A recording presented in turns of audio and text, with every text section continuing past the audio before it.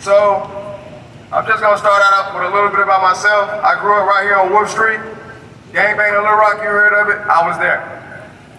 After that, I graduated from here, Little Rock Central. I see some of my colleagues. 2010, where you at? Where you at? After that, I went to University of Arkansas Pine Bluff, where I pledged to UAPB in the house. And after that, I joined one of the most greatest organizations that you can ever join, which is Omega Psi Phi Incorporated. I got one. Here we go. We're gonna do a brief roll call in a second.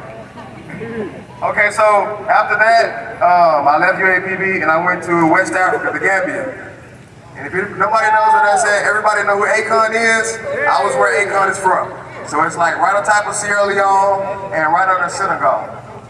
I was there 3 years, 100, 200 degree weather, doing community engagement.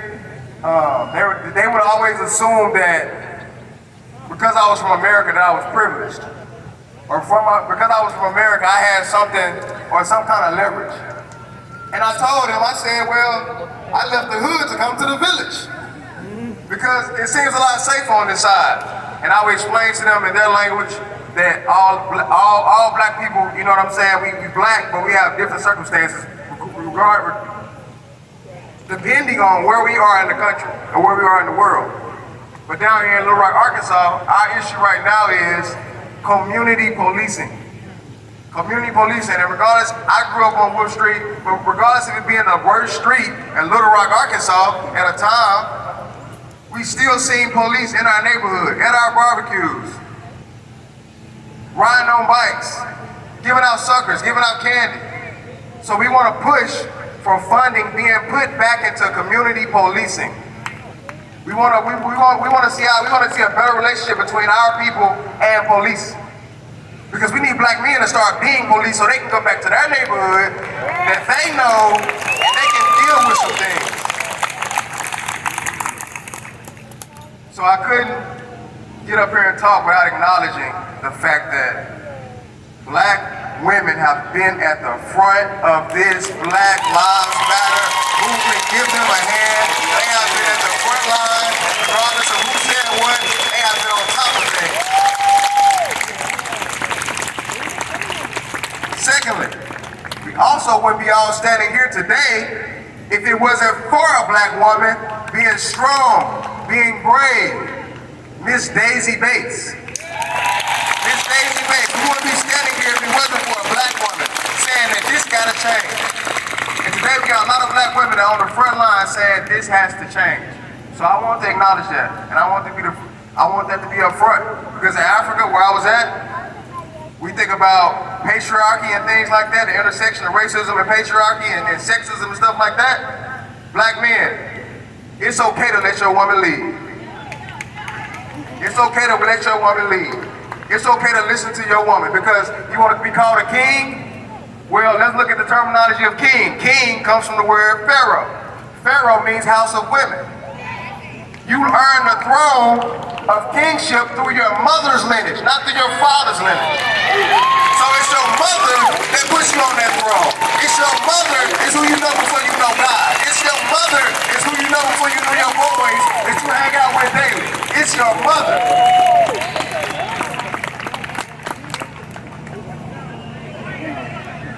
And for my black men, I had a situation where I had a little cousin that came home from school. I had just got back here, came home from school, he threw his backpack down. He threw his backpack down, and he was just like, cuss real loud. I ain't gonna say what he said. And I said, what's going on?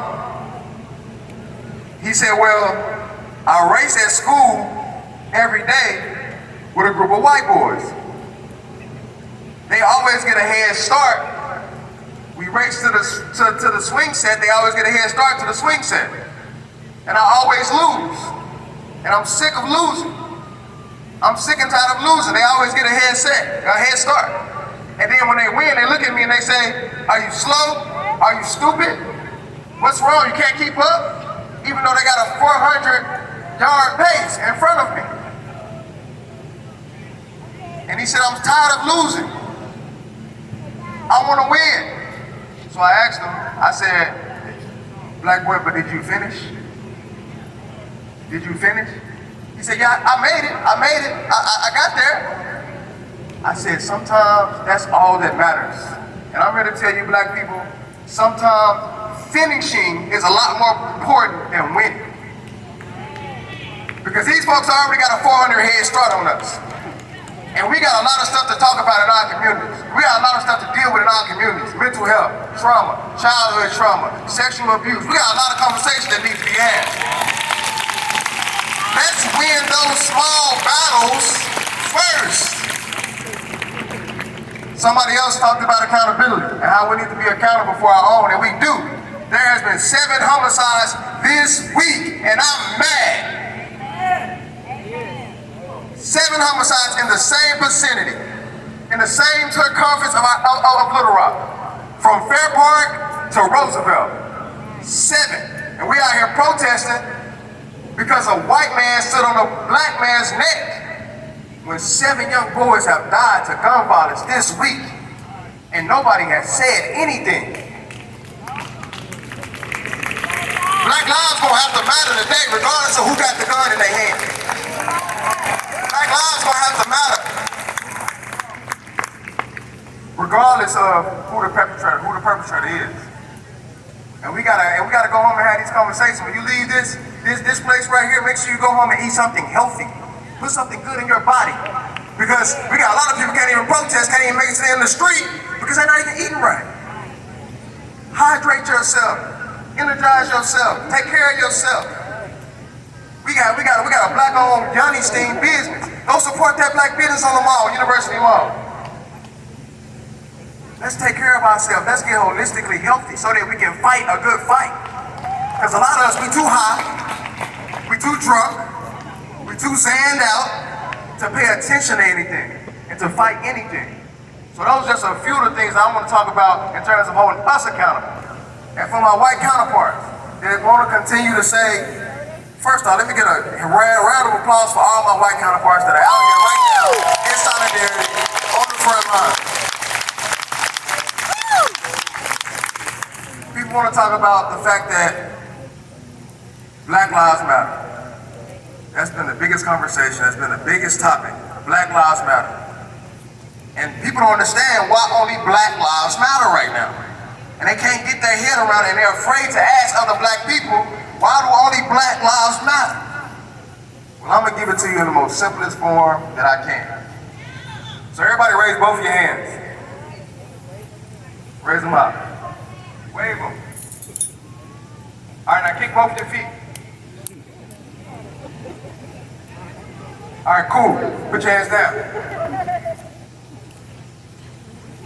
When it comes down to Black lives, it's like the body. When you break your leg or you break your arm, all the skeletal in your physique matters. You need your muscles, you need your I don't know bones, but you need all your bones. You want some water? You need all your bones, right? But when you break your leg and your leg is swollen, your leg is red, it's bruised, that leg needs immediate attention. So when I go to the hospital, I don't want you looking at my arm when it's my leg that's broke. And that's the simplest way I can get y'all to understand why Black Lives Matter. So, I'm a historian, and I love history. Any history majors out there? History majors? All right, y'all whack. So I love history. So if I can recall, years ago, it was a few black people that walked up these stairs. Bravely walked up these stairs. Peacefully. They didn't have a gun. They didn't harm anybody. They just walked in. And the things that they experienced inside that school, only God knows what they experienced inside that school. So when it comes down to peaceful protests, let's understand that there's power in peace. Because I've been hearing a lot about the vandalism. I've been hearing a lot about, I want to burn this down. Well, guess what? You can go burn that down, but that building is insured, brother. sister, that building is insured. So when it's time to do some reconstruction, they're gonna fix that building because it's insured. But racism isn't insured. Systematic injustice isn't insured. And we gotta have these conversations now. And we need to learn how to multitask and have two conversations at the same time to know that Black Lives Matter on both sides, regardless who got the gun in their hand. So like I said, I'm the historian. When it comes down to peace, I'm all for peace. Because it's power in peace. It's power in peace. My black people, they did sit-ins. And you can disagree or whatever you want, but they did sit-ins because you ain't do it. They did sit-ins. They did bus boycotts. All this was peaceful. So you mean to tell me we got a lynching museum for people, all these people that did all these peaceful acts?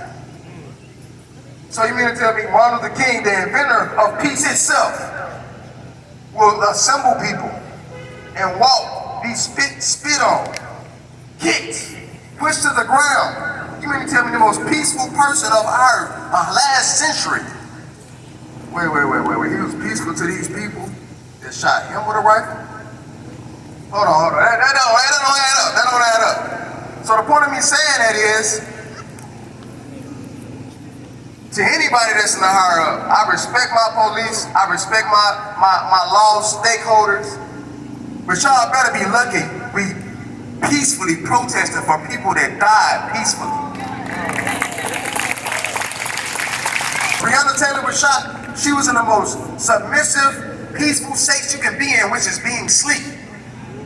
She was peaceful, and she was killed violently. Y'all lucky we out here peaceful. So I want to end with this. When you go home tonight, have a conversation, ask a question, drink some water.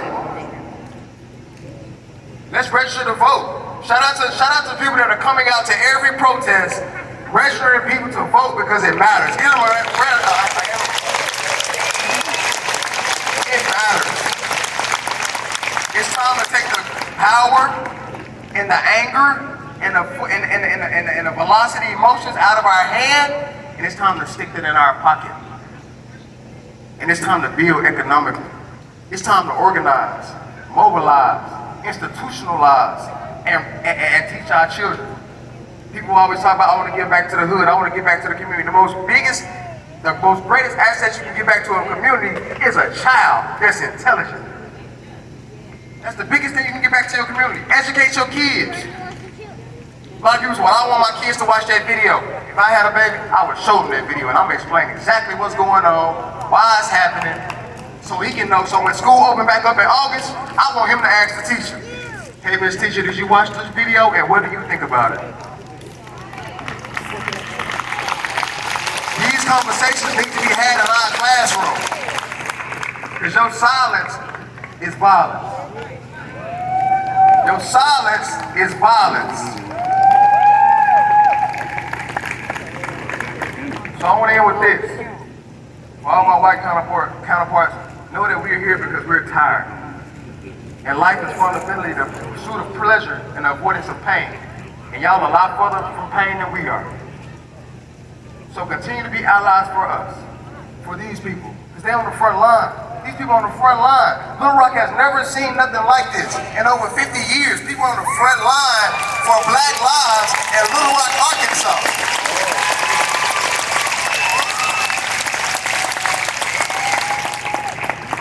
And I just want to close out and say, no justice! No peace! No justice! No peace! Who lives matter?